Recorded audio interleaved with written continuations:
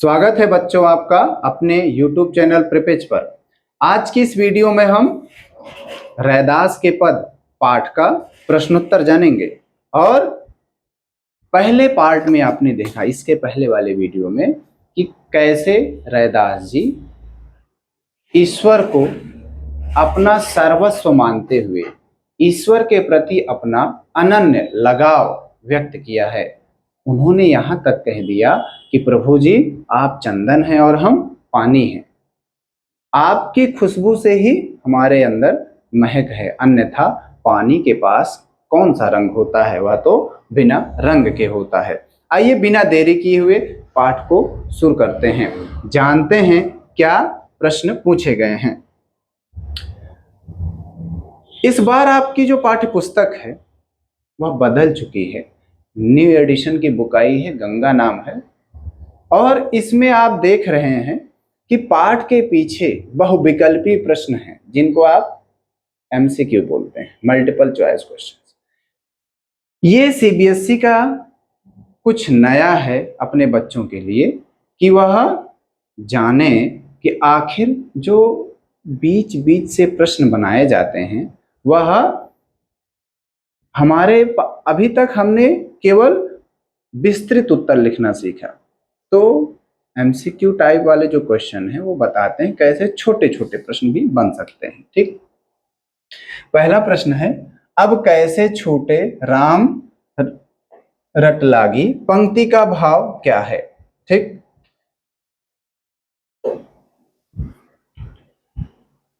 ये रैदास जी ईश्वर की भक्ति करते हुए बताते हैं कि हमें ईश्वर का जो नाम है वह उसकी आदत लग गई है और हम बिना ईश्वर का नाम लिए रह नहीं सकते हैं। इसका मतलब वे अपने ईश्वर के नाम को जपते रहते हैं। सही उत्तर क्या होगा? आराध्य का नाम जपना। ठीक, दूसरा है, प्रभु जी तुम चंदन हम पानी, पंक्ति में आराध्य और भक्त का संबंध किस रूप में व्यक्त हुआ है। पहला है एकाकार और समरूप, तरल और तीव्र सुगंध, आश्रय और आश्रित, द्रव और ठोस। चार विकल्प दिए गए हैं, ध्यान देंगे। एकाकार और समरूप, तरल और तीव्र सुगंध, दूसरा ऑप्शन तो कतई नहीं होगा। ठीक है, आश्रय और आश्रित, चंदन पर जो है वह चंदन पर पानी आश्रित है क्योंकि पानी के पास कोई अपना ना तो सुगंध है उसकी और ना ही उसके पास कोई रंग है। ठीक, लेकिन जब यहाँ एकाकार और समरूप दे दिया गया है तो यहाँ पर ये ज्यादा सटीक होगा, इसलिए क्योंकि जब पानी जो होता है पानी के पास कोई आकार नहीं होता है, जहां पर जिस आकार में उसको रखिए वैसे बन जाता है। ठीक, लेकिन जैसे ही वह चंदन के पास चंदन में मिलाया जाता है तो वह चंदन में इस तरीके से घुल जाता है कि उसके पास रंग भी आ जाता है उसी चंदन के समान और महक भी आ जाती है। इसका मतलब ये हुआ कि यहाँ पर वो अपना जो ईश्वर के प्रति लगाव है वह इस तरीके से बताते हैं कि बिना आपके हमारा कोई महत्व ही नहीं है, हमारे पास कोई आकार नहीं है। ठीक, ये इसका उत्तर क्या होगा? एकाकार और समरूप। ठीक है ना, समझ में आया? चलते हैं अगले पर। देखिए कारण भी दिया गया है, तुम दीपक हम बाती से रैदास का क्या भाव है। ठीक, ध्यान देंगे आप, पूरे पाठ में रैदास जी ने अनन्य भक्ति का वर्णन किया है और अनन्य भक्ति और ईश्वर के प्रति अपना जो लगाव है, उनका जो समर्पण है उनका ईश्वर के प्रति, उसके लिए वह तरह तरह के उदाहरण देते हैं। अब दीपक और बाती का मतलब ये हुआ कि दीपक जलता है तो उसमें जो बाती होती है उसी के द्वारा वह पूरा होता है। बिना बाती के दीपक जो होता है वो अधूरा होता है। ठीक है ना, सॉरी, बिना दीपक के जो बाती होती है वह अधूरा हो, तो प्रकाश तो दीपक जलने पर ही आता है। वैसे ही यहाँ पर दीपक और बाती का कोई मेल नहीं होता है। ठीक, दीपक बिना बाती भी जल सकता है, नहीं ये भी नहीं होगा। ठीक, भक्त आराध्य से अधिक महत्वपूर्ण है, ये थोड़ा होता है भक्त आराध्य से, लेकिन ध्यान ये रखना है कि यहाँ रैदास जी अपने आप को नहीं महत्वपूर्ण बता रहे हैं। कई ऐसे भी प्रसंग आते हैं जिसमें भक्त को ईश्वर से महत्व अधिक देते हैं, ईश्वर जब ईश्वर का वर्णन किया जाता है। लेकिन यहाँ पर भक्ति की बात है, तो यहाँ भक्ति की जब हम बात करेंगे तो वहां पर रैदास जी का अनन्य लगाव होने की वजह से, समर्पण होने की वजह से ये वाला तो बिल्कुल नहीं होगा। अब बचा यही एक, भक्त का आराध्य से मेल जीवन को जो है वह प्रकाशित करता है। ठीक, ध्यान देंगे आप यही वाला, क्योंकि दीपक जलने के बाद प्रकाश मिलता है, ठीक है ना, और उसमें जो बाती लगी होती है उसका भी महत्व बढ़ जाता है। ठीक है ना, समझ में आ रहा है। तो इसका यही होगा कि भक्त और ये आराध्य से मेल जीवन को आलोकित करता है। कारण भी नीचे दिया गया है कि मिलन से ही प्रकाश फैलता है। ठीक, ये हुआ। थोड़ा सा मैं साइड होता हूं, इसको आप नोट कर लीजिए। ये पहले वाले हुए और ये दूसरे वाले। ठीक, चलते हैं अगले पर। जो तुम तोरी, थोड़ा सा यहां पर तोरो होगा, ठीक है ना। जो तुम तोरो राम मैं नहीं तोरो, पंक्ति में रैदास का क्या आशा है। ये पंक्तियां तब आती हैं जब रैदास जी कह रहे होते हैं कि हे ईश्वर, यदि आप मुझसे अपना संबंध तोड़ भी लेते हैं तब भी मैं आपसे अपना संबंध नहीं तोड़ूंगा, और यदि आपसे तोड़ लूंगा तो फिर किससे जोड़ने जाऊंगा ना। तो इसका परोपकारी भक्ति भाव बिल्कुल नहीं, आराध्य से अटूट संबंध बिल्कुल, ये यही वाला होगा।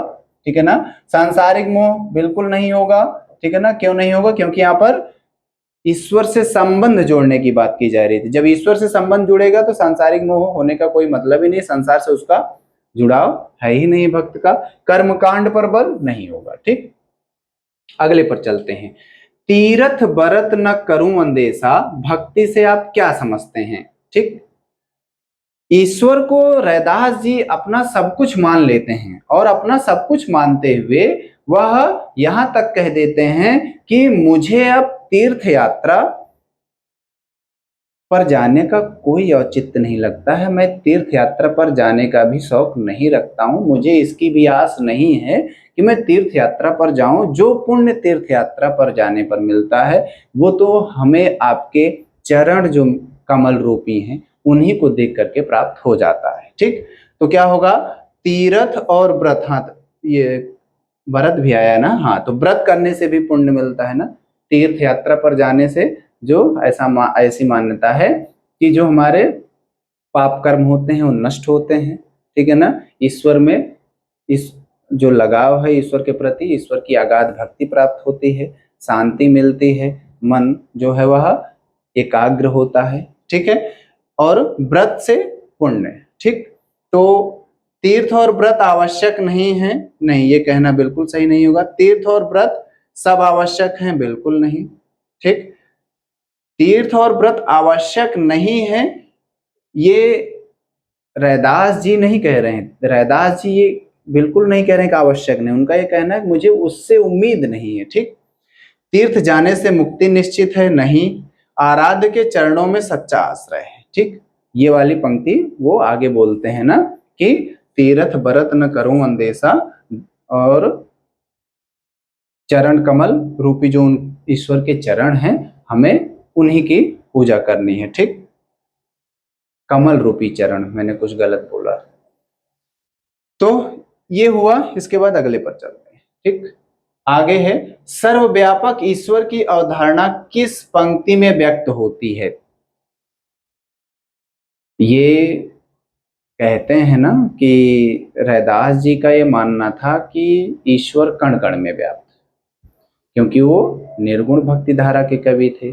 वो किसी एक मूर्ति में, किसी एक मंदिर में जाने पर विश्वास नहीं करते थे। उनका यह मानना था कि ईश्वर हर जगह व्याप्त है। ठीक, तो पंक्ति क्या होगी, जहां जहां जाओ तुम्हारी पूजा, जाकी ज्योति बरे दिन राती, बिल्कुल नहीं, तुम दीपक हम बाती नहीं, तीरथ बरा बरत करूं नंदेशा, बिल्कुल नहीं, जहां जहां जाऊं तुम्हारी पूजा। ठीक, ये वाला होगा। ठीक है ना, यहाँ सही उत्तर के साथ कारण भी लिख करके आया है, इसको आप समझ लेंगे। ठीक है, अब अर्थ और भाव की तरफ चलते हैं। इस बार सीबीएसई ने जो बदलाव किया है उसमें बहुविकल्पीय प्रश्नों के साथ साथ अर्थ और भाव वाले, कि इनका इससे क्या भाव निकल रहे हैं, इसका क्या आशय है, और मेरे विचार से, मेरी कल्पना, मेरे अनुमान, काव्य सौंदर्य, इस तरह के प्रश्न शामिल किया है सीबीएसई ने। और ये बहुत सही किया है, क्योंकि ऐसे प्रश्नों को, ये अतिशयोक्ति नहीं होगी, पढ़ाते समय अध्यापक बताते हैं। तो जब अध्यापक पढ़ाते समय बताते हैं तो वहां पर बच्चों को लगता है कि ये इसका पार्ट नहीं है, क्योंकि ये पीछे प्रश्न दिया ही नहीं गया है। लेकिन अब जब पीछे उसी प्रकार का प्रश्न मिल जाता है आपको, जैसा कि अध्यापक आपको क्लास में पढ़ा रहा होता है, व्याख्या करते समय भी हमने आपको एक्सप्लेन करते समय बताया था ना, वैसा ही जब आपको पीछे प्रश्न मिल जाएगा तो यहाँ आपसे आपकी ये दुविधा, आपका ये संशय दूर हो जाएगा कि ये क्यों पढ़ाया जा रहा है। ठीक है ना। अब उसकी उपयोगिता समझ में आएगी आपको जब इस तरह के प्रश्न आपसे पूछे जाएंगे। ठीक है। लिखा है, नीचे दी गई पंक्तियों का अर्थ समझाते हुए भाव स्पष्ट कीजिए। भाव स्पष्ट करने का मतलब ये होता है कि जो कवि महोदय हैं वह किस भाव को ध्यान में रख करके ये कविता लिखे हुए हैं। तो है, प्रभु जी तुम घन बन हम मोरा, जैसे चितवत चंद चकोरा। तो इसका पहले अर्थ बताना है, फिर भाव स्पष्ट करना है। तो इसका अर्थ में व्याख्या वाली बात वही आएगी। तो इसके अर्थ में ये होगा, कहते जो कवि हैं वह कहते हैं कि तुम घन बन, हे ईश्वर आप उस बादल के भांति हैं जिसको मोर जो होता है वह देखने के लिए लालायित होता है। यहाँ पर घन बन, घने बादल ईश्वर को, मोर जो है वह भक्त को, मतलब स्वयं को। और ये इसलिए बताया क्योंकि मोर घने बादल को देख करके ही वह नाचने लगता है। ठीक, मतलब प्रसन्न हो जाता है, खुशी से झूम उठता है।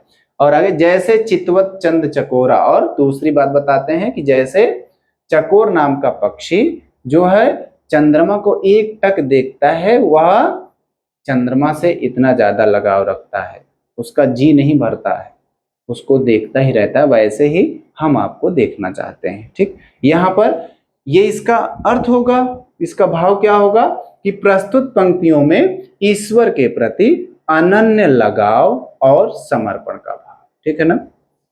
अगले पर चलते हैं। तीरथ बरत न करूं अंदेशा, तुम्हारे चरण कमल एक भरोसा। इसका अर्थ ये होगा कि कवि रैदास जी का ये मानना है कि वह तीर्थ यात्रा और व्रत करने से उन्हें कोई पुण्य और भक्ति की उम्मीद नहीं है। उन्हें ईश्वर का गुणगान, ईश्वर को हर क्षण स्मरण करना ही सबसे प्रिय लगता है। और उन्हें ईश्वर का जो कमल रूपी चरण है वही जो है वह अच्छा लगता है, वह केवल उसी का दर्शन करना चाहते हैं। ठीक, इसके बाद इसका जो भाव है, यहाँ पर तीर्थ यात्रा पर जाने से और मंदिर में दर्शन करने से, यहाँ पर जो रैदास जी हैं वह निर्गुण भक्ति धारा के कवि होने की वजह से उनका ये मानना है कि ईश्वर जब कण कण में है तो हम मंदिर क्यों जाएं, हम क्यों दिखाएं लोगों को ना कि हम इतने बड़े भक्त हैं, तीर्थ यात्रा पर जाएं तो वहां भी ना। उनका ये मानना है कि जब ईश्वर हर जगह है तो उसको कहीं से भी बैठ करके स्मरण करके उसका दर्शन पाया जा सकता है। ठीक, यहाँ पर क्या है कि तीर्थ बरत न करूं अंदेशा, तुम्हारे चरण कमल एक भरोसा। यहाँ पर बाह्याडंबरों और ईश्वर में अनन्य भक्ति के साथ अपना विश्वास जगाने का भाव है। ठीक, क्या है, बाह्य आडंबरों कर्मकांडों का खंडन किया, जो तीर्थ और व्रत किया जाता है उनके अनुसार सच्ची भक्ति दिखावे में नहीं बल्कि हृदय के विश्वास और ईश्वर के प्रति पूर्ण समर्पण में। ठीक, अब मेरी समझ मेरे विचार, यहाँ पर ईश्वर की भक्ति वाला जो पाठ आपने पढ़ा रैदास जी द्वारा रचित, उसमें आप क्या अपना तर्क देंगे उससे संबंधित प्रश्न है। देखिए, जो तुम तोरो, फिर यहाँ तोरी आ गया, जो तुम तोरो राम मैं नहीं तोरो, भक्ति में रैदास की अपने आराध्य में अटूट निष्ठा का भाव है। इससे आप क्या समझते हैं? देख रहे हैं ना, अभी तक रैदास जी की बातों को लेकर के प्रश्न किया गया। अब क्योंकि पहले हेडिंग ही पड़ी है आपकी पुस्तक में, मेरी समझ मेरे विचार, अब आपने पाठ से क्या समझा, आपको क्या समझ में आया, आप इसको लेकर के क्या कहना चाहते हैं, वही वाली बात है कि जो तुम तोरो राम मैं नहीं तोरो, पंक्ति में रैदास की अपने आराध्य में अटूट निष्ठा का भाव है। इससे आप क्या समझते हैं? जब कहा जाए कि इससे आप क्या समझते हैं, तो वहां पर जो पंक्तियां दी गई रहती हैं उन्हीं का आशय बताना होता है। इसका मतलब उसमें क्या कहने का प्रयास किया गया है, उसका अर्थ क्या है। तो जो तुम तोरो राम मैं नहीं तोरो, इसका जो आशय है वो ये है कि प्रस्तुत, क्योंकि यहाँ पर ध्यान दीजिएगा मेरी समझ मेरे विचार का है, तो आप कहेंगे कि प्रस्तुत पंक्तियों में मेरे विचार से यह कहने का प्रयास किया गया है कि हे ईश्वर, यदि आपसे मैं अपना संबंध तोड़ भी लेता हूं, यदि हम आपसे अपना संबंध तोड़, सॉरी, यदि आप मुझसे अपना संबंध, सॉरी बेटा, यदि आप मुझसे अपना संबंध तोड़ भी लेते हैं तब भी मैं आपसे संबंध नहीं तोड़ सकता। मेरा आपसे इतना ज्यादा लगाव है कि मैं आपसे खुद को दूर नहीं रखना चाहता, मैं आपको अपने हमेशा करीब रखना चाहता हूं और मेरा आपका लगाव ये बना रहे, संबंध बना रहे। ठीक, अगले पर चलते हैं। रैदास ने तीर्थ और व्रत के स्थान पर किस साधन को भक्ति का प्रमुख आधार माना है? आपके विचार से भक्ति के क्या आधार हो सकते हैं? ठीक, ये आपके विचार वाली जो बात है, यहाँ पर आप स्वतंत्र होते हैं, ठीक है ना। ये वाले जो उत्तर प्रश्न पूछा जाता है इसका उत्तर आपको तथ्यात्मक जरूर देना होता है। यहाँ पर भी तथ्यात्मक बात ही लिखी जाती है, बस आप थोड़ा स्वतंत्र होते हैं। ठीक, तो क्या है पहला पार्ट कि रैदास ने तीर्थ और व्रत के स्थान पर किस साधन को भक्ति का प्रमुख आधार माना है? तो रैदास जी क्योंकि निर्गुण भक्ति धारा के कवि थे, उनका तीर्थ यात्रा में, मंदिर जाने में, मूर्ति पूजा में विश्वास नहीं था। उनका ये मानना था कि आप एक स्थान पर बैठ करके एकाग्र हो करके ईश्वर का स्मरण करिए, ईश्वर का ध्यान लगाइए, ईश्वर की भक्ति करिए, दर दर जाकर भटकने की आवश्यकता नहीं है। ईश्वर तो सर्वव्यापक है, ईश्वर सर्वव्याप्त है, ईश्वर हर जगह है, उन्हें केवल आप पहचान लीजिए, आपको पहचानने की देर है, बाकी ईश्वर हर जगह है। ठीक, तो ये वाला जो अभी हमने बताया, ये वाली बात यहाँ है। और ध्यान ये रखेंगे कि यहाँ पर जब रैदास की भी बात आई है तो इसके साथ एक बात और भी बता देंगे। अभी हमने जो बताया कि वहां पर उनको ईश्वर के जो चरण है उन्हीं पर भरोसा है ना। ये वाली जो पंक्ति है ध्यान दीजिए, देखिए इसके पहले आई थी कि तीरथ बरत न करूं अंदेशा, तुम्हारे चरण कमल एक भरोसा। यही वाली बात है जिस पर उन्होंने क्या कहा है कि व्रत और स्थान पर उन्होंने ईश्वर के चरण की पूजा करने की बात की गई। अब जब ध्यान दीजिएगा, जब मंदिर नहीं जाएंगे, तीर्थ पर नहीं जाएंगे, व्रत नहीं करेंगे, तो ईश्वर के चरण को समझेंगे कैसे? इसका मतलब आप केवल, ईश्वर सर्वव्याप्त है, उन्हीं का यह ध्यान लगा करके आप कहीं से भी बैठ करके ईश्वर को स्मरण कर सकते हैं, उनकी भक्ति को कर सकते हैं। ठीक, उसी में अगला है क्या है कि आपके विचार से भक्ति के क्या आधार हो सकते हैं। तो ध्यान दीजिएगा कि यहां पर जब आपके विचार की बात की गई, यहां मैंने सच्ची भक्ति के लिए मन का शुद्ध होना, एकाग्रता, इन दोनों के द्वारा, जब एकाग्रता रहेगी तो मन शुद्ध रहेगा, मन दर दर भटके नहीं, किसी के लिए अपने हृदय में ईर्ष्या भाव न रखना, ये इसको त्याग करके आप कहीं से भी बैठ करके ईश्वर को स्मरण कर सकते हैं। ठीक है ना, यही वाली बात है कि सच्ची भक्ति का आधार है मन की निर्मलता और अहंकार का त्याग होना चाहिए। ईश्वर का निरंतर ध्यान, प्राणी मात्र के प्रति दया भाव, परोपकार और छल कपट से दूर रहना ही वास्तविक भक्ति है। ठीक है ना, समझ में आया ये? अगले पर चलते हैं। ठीक, दोनों पदों में भक्त और आराध्य के संबंध को किन किन प्रतीकों और उपमाओं से व्यक्त किया गया है। जो आपके यहाँ दो पद दिए गए हैं उनमें किस क्या क्या प्रतीक दिए गए हैं, चंदन और पानी, ठीक है ना, और चंदन और पानी के साथ साथ जो बादल हैं और जो मोर हैं, बादल और मोर की बात की गई है। और क्या क्या किया गया है, जो चंद्रमा है और जो चकोर पक्षी है इनकी बात की गई है, दीपक और बाती की बात की गई है। इन सब को आपको लिख देना है। ठीक, क्या हो जाएगा, संत रैदास ने भक्त और भगवान के बीच के अविभाज्य संबंध को दर्शाने के लिए दैनिक जीवन और प्रकृति से कई अत्यंत सुंदर प्रतीकों और उपमाओं का प्रयोग किया है। क्या क्या है, चंदन और पानी, बादल और मोर, चांद और चकोर, दीपक और बाती, हाँ मोती और धागा, सोना और सुहागा, ये दो हम नहीं बोल रहे थे, ये दोनों भी आप जोड़ देंगे। ठीक, बाकी आगे यहाँ लिखा गया। ठीक है, ये चंदन और पानी यदि आपने लिख दिया ना, व्यक्त किया है, तो आप ये जो इसका अर्थ है इसको लिखने की जरूरत नहीं है, ये आपको सुविधा रहे इसीलिए मैंने यहाँ ये लाइन जोड़ दी है, जिससे कि आपको ये समझ में आए कि मैंने चंदन और पानी वाली बात क्यों कही है। ठीक, ये आपके प्रश्नों की जो एक श्रृंखला थी आपके पाठ के पीछे की, वो पूरी हुई और आपने पाठ को पढ़ा ही। यदि आपने पाठ की व्याख्या नहीं पढ़ी है तो प्लेलिस्ट में वीडियो है, जाकर के आप वहां से पढ़ सकते हैं। ठीक, पाठ के पीछे के जो प्रश्न है वो पूरे हुए, इसको आप पढ़ते रहिए, दोहराते रहिए। मिलता हूं आपसे अगले वीडियो में, और तब तक के लिए आपको धन्यवाद।